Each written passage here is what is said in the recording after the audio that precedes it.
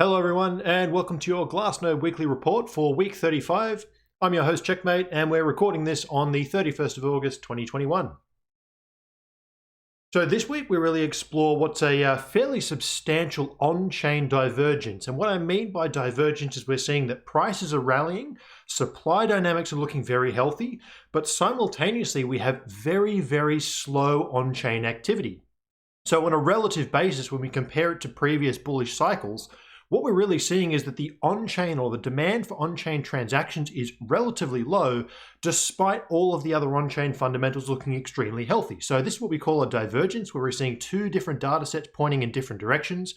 And what we're really going to explore is what that really means. And considering that it's actually present across both Bitcoin and Ethereum, this week we really do a comparative study to really assess what's going on between both of these chains and try and formulate a bit of a thesis on what the most likely scenario is moving forward. So what we'll look at this week is a on-chain support and accumulation zone. So this top chart that we can see is really mapping out where a great number of BTC have been moved and where those cost bases are on chain. That provides us some level of support. We're going to look at that divergence between the on-chain activity and prices, and we'll also include in there some analysis of the supply dynamics. We'll look at a comparative case between both Bitcoin and Ethereum, and what we'll notice is that there are some metrics which are actually different between the two chains, and there's other metrics where they're almost the exact same charts. We're seeing the same trends playing out in both assets. And then lastly, we'll look at the supply dynamics and the HODLing behavior that's going on. And this is certainly something that looks quite constructive for both of these assets. Many of the metrics that we will look at are actually quite similar between the two. And it's really telling us a fairly robust long-term accumulation behavior is in play and overall is quite constructive. So let's jump across to Glassnode Studio and we'll get started with our analysis. So here we are in Glassnode Studio. We're looking at the week on chain 35 dashboard. And what we're seeing this week is prices largely entered a consolidation phase. So we've seen a period of about 5 weeks of positive price action, and now price is really acclimatizing itself, finding its footing up here at this higher altitude, and really testing whether there is enough buyer support and enough demand to actually maintain prices here, build up a floor, perhaps it wants to move higher, or whether it's going to actually move into a correction to the downside. So the market's really trying to find its feet and consolidated for Bitcoin between about 46,500 to just poking its head above 50,000 at the highs this week.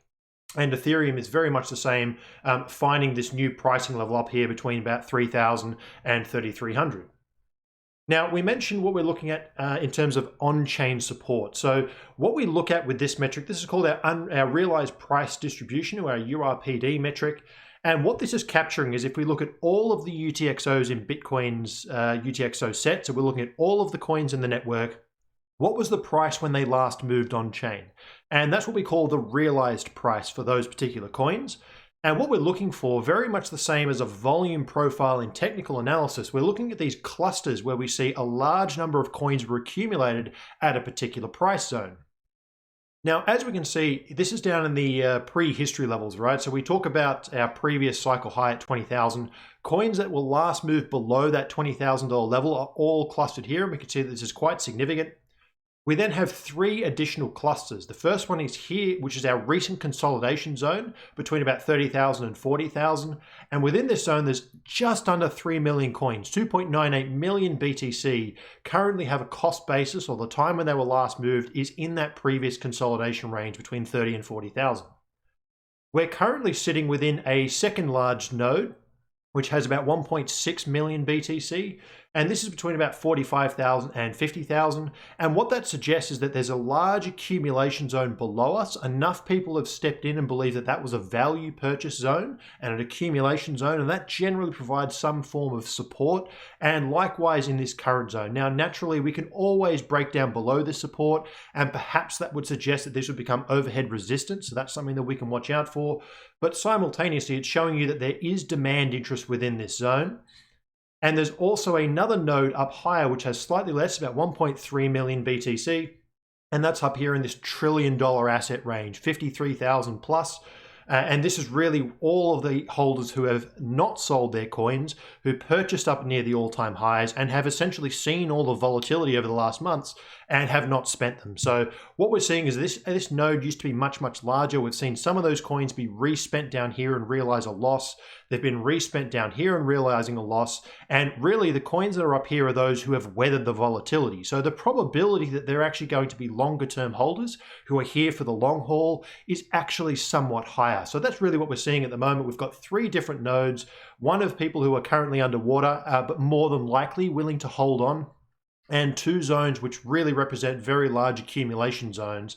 And they're really starting to represent, on a similar scale and magnitude to what we've seen in the prehistory. So it certainly is showing that repricing of the asset and where accumulation has started to step in. And on a similar vein, when we look at our SOPR metric, we've got this here for BTC and ETH, and you'll notice that these charts are orange for Bitcoin and blue for Ethereum, just for simplicity and ease of access. Now, what the SOPR metric is showing that these higher peaks show that profits are being realized. Now, there's 2 things that we really want to see here. Let's actually zoom into recent history for both of the assets. Now, what the SOPR metric here is telling us is that as price rallies higher, more people are taking profits.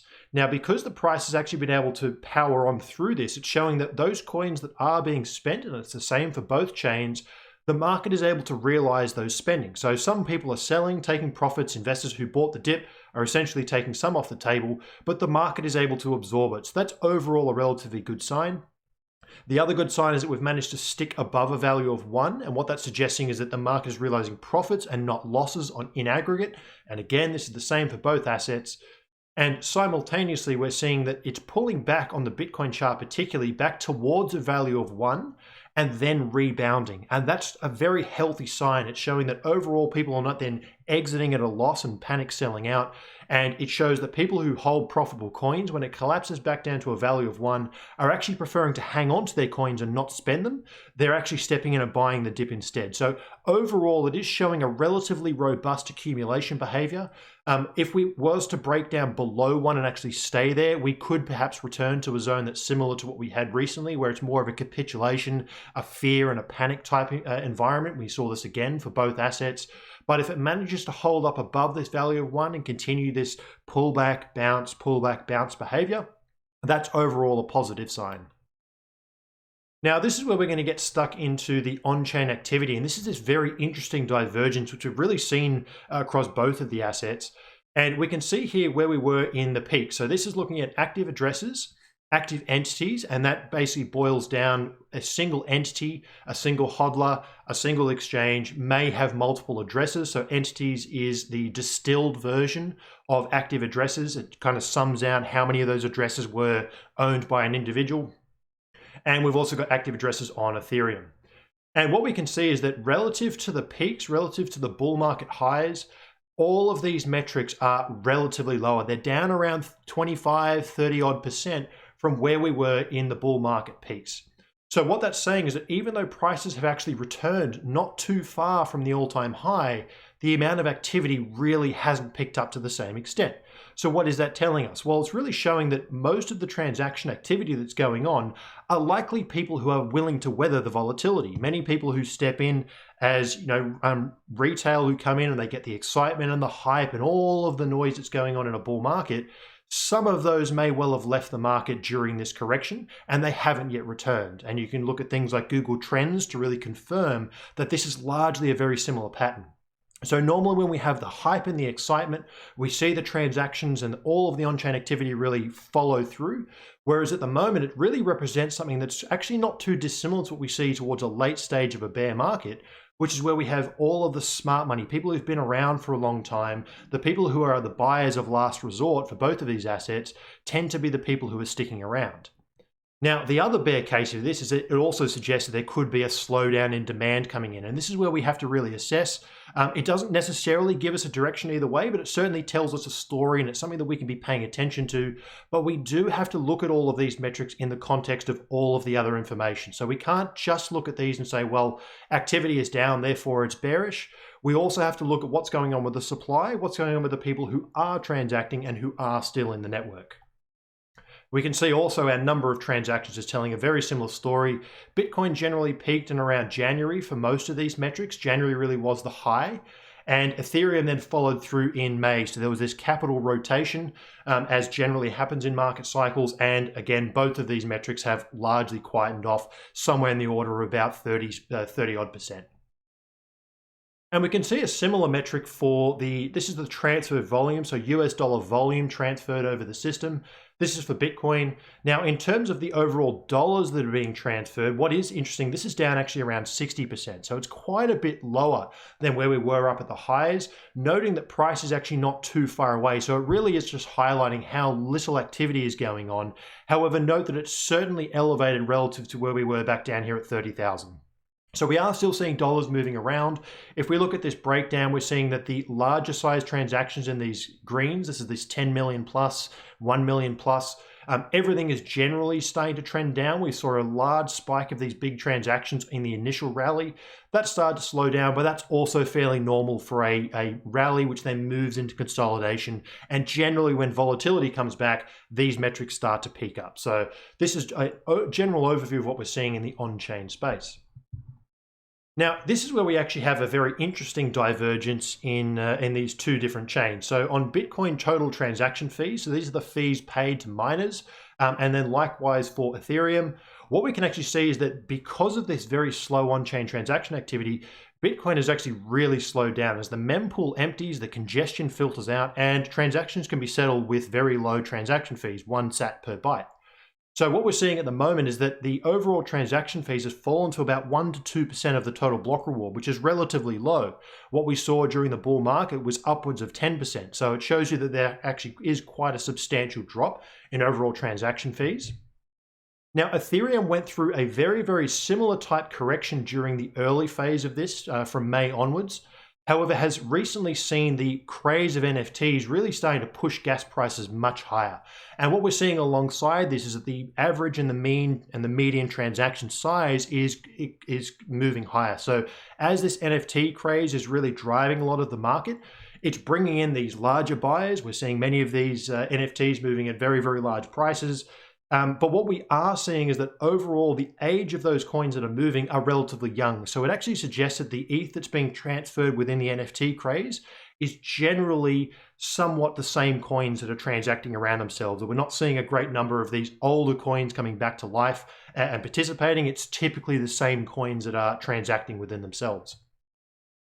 Now, the other thing that's interesting here, so whilst we're seeing gas prices increase on Ethereum, and it suggests that there is still that activity. There is activity going on. And let's just also jump back here. Note that Ethereum activity in terms of transactions or in terms of active addresses is not too dissimilar to where we were before the rally higher. So it actually hasn't fallen down as much as Bitcoin's has.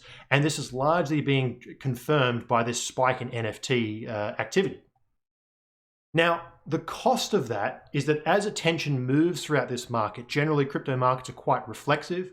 What we're seeing is that we've got active addresses on this top row, US dollar transfer volume on the bottom row, and what we're looking at here are 4 of the largely blue chip DeFi tokens. Aave, we're looking at Compound, Uniswap, and YFI. And what we're seeing is a fairly substantial breakdown in all of these metrics. We're seeing that, in particularly over the last couple of weeks, we're seeing a large number of active addresses falling off. Let's actually zoom in for Uniswap here. We're seeing a large number of these active addresses falling off, active addresses for Wi-Fi, total transfer volume. So what we're seeing is that as the attention shifts into the NFT market, we're actually seeing it falling out of the DeFi market. And we're not seeing as many participants using, holding, transacting, selling, moving value within these DeFi tokens. So that's just an interesting observation that what we're seeing is this movement of attention and investor money moving around the system. And what we're essentially seeing is that the on-chain activity for DeFi tokens is much, much lower than where it was during the bull market. And that activity seems to be being transferred into the NFT focus. So that's just an interesting on-chain dynamic that we're seeing play out over time. So now we're going to move into the supply dynamic. So we've really covered that on-chain activity is relatively slow, or in the case of Ethereum, it's targeted at a particular audience of NFT investors. Now, what's going on with the investors who remain in the system? So there's obviously people who are holding onto their coins, and that will also contribute to an overall reduction in on-chain activity. So holding is still a form of using. These assets perform as a store of value long-term. So what does it tell us? What are we seeing in the overall market of people who are still in the system? So we've got two metrics here. Again, we've got Bitcoin on the left and Ethereum on the right. There's two metrics here which are very, very big picture. So we're looking at the HODL waves, which categorizes all of the coin supply, so all of the 18.7 odd million BTC. We categorize these out into different age brackets, with the youngest coins being down the bottom here, these reds, which are 1 day, 1 week, 1 month, all the way up to our 10-year, 5-year, 7-year in the darker purples and blues. So what we're really looking for here is two things. We want to see that coins that are in the system, what accumulation behavior looks like, or the smart money sticking around, is we see fewer coins that were old, that were multiple years old being spent. And when they're spent from a 1 to 2 year old coin, they immediately become a 1 hour, then a 24 hour, and they have to restart their aging process. So in a accumulation type behavior, what we will see is a declining proportion of these younger coins. So these orange and red bands are slowly getting squeezed down to be smaller and smaller and smaller portions of the overall supply. And what that also means, and we can see this particularly in these yellow bands, which is 6 to 12 months all the way up to 1 to 2 year, we can see that these are actually swelling out and getting thicker. So that's showing us that coins are migrating. They're moving from that 1 week to 1 month, from 1 month to 3 months, 3 to 6. And once they cross that 6-month threshold, that's when we start to see that statistically speaking, they're much, much less likely to be spent. So the older that a coin is, the less that it has moved, the more likely it actually is to remain dormant. And that shows that hodling behavior. And we are seeing this across both Bitcoin, and also note the same impact is going on in Ethereum. So we've got this decline in these red zones, and that's showing that coins are by and large migrating from these young bands up into these older and older and older bands. And you can actually see, this is a great case study. You can note this step in the Ethereum chart. So this looks like a very, very large volume of ETH that was moved, and it's essentially aging between these different steps. You can see it appearing in each of these different age brackets as it moves up the chain of age. So we're seeing this overall hodling behavior, and there is a dominance of coins actually moving into cold storage and appearing to stay there. And the same trend is actually visible in both BTC and Ethereum. And in terms of BTC, at least, when we look at the amount of coins that are now held by these long-term holders, it's now approaching that all-time high. So it's showing that a very, very large proportion of the supply is actually locked up by these long-term holders who really at the moment, after seeing all of the volatility, 6 months ago, we were still forming that topping pattern up there at 50, 60,000. They've seen the 50% correction, they've seen the recovery, and they still haven't moved their coins. So that's telling us something about investor sentiment and the overall market structure. And just to close out, we'll look at these last two metrics. The first one is liveliness. Now, the concept of liveliness, and I would implore you to go and look at our Glassnode Academy. We have a great entry and also an intro video on liveliness. But the very high level of what the metric looks at, for every coin that's in the total coin supply, it accumulates 1 coin day. So 1 BTC will accumulate 1 coin day per day, and likewise for 1 ETH token. Now, when the overall system, when we look at the overall marketplace, are more coin days being accumulated by the system, or are more coin days being destroyed? When a coin is spent, we consider that lifespan to be destroyed, and then it has to reset and start reaccumulating. So what liveliness does, it looks at that very, very big picture. Are we seeing more coin days being accumulated, more dormancy, more hodling, or less? So a downtrend indicates that we have accumulation and we have hodling behavior going on. There is more dormancy building up in the system. More coins are not moving than are being spent. And we see this downtrend overall. And note that this actually appears at the back end of a bear market and into the first phase of a bull market. This is showing the smart money accumulation. And we have the very same impact going on for ETH as well. Now, when we see an uptrend, as we saw in the first part of 2021, what that's showing is that there's a large proportion of lifespan, accumulated age, being destroyed. And this is really showing that the smart money, people who've held their coins for multiple years, are essentially distributing and taking profits into the strength of a bull market. And we saw again, this was the same, although somewhat offset. So where Bitcoin really started to peak in around January, we started to see Ethereum run from that point onwards. And the steeper the gradient here, the more spending, the steeper the gradient to the downside, the more accumulation and the more hodling. Now note how both of these assets have now re-entered, since their peaks, have re-entered a downtrend and accumulation behavior. So we are seeing a large number of these coins moving into dormancy. The network as a whole prefers dormancy, prefers hodling. So overall, this is really confirming what we've seen in our hodl waves, that there is a large number of coins migrating from that younger to older state. And what's also important to note is our number of addresses with a non-zero balance, which is generally a good sign for accumulation and just general network health. For both Bitcoin's about to break its all-time high, so this is showing the number of addresses that have some value of BTC. Ethereum has now broken its all-time high, so both of these assets now have a almost all-time high or an all-time high of total addresses that have a non-zero balance. So we are seeing this really starting to pick up. And this is overall positive sign. So we've got this gradual increase of people who are accumulating. We've also got signs that in the age brackets, we're seeing overall accumulation and hodling behavior. And this is overall showing us that the supply dynamics are actually quite healthy, and that accumulation still seems to be the overall norm, the preference of the market for the people who are still here.